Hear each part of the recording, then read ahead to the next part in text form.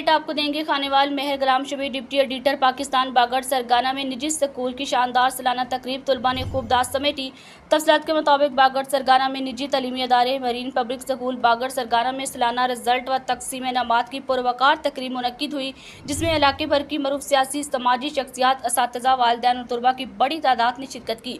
तकरीब के मेहमान खसूसी में साबका ज़िला चेयरमैन रज़ा सरगाना और CU एजुकेशन खानेवाल भी शामिल थे, जिन्होंने तलबा की तलीमी कारकर्दगी को सराहते हुए असातिज़ा की काविशों को खराज तहसीन पेश किया।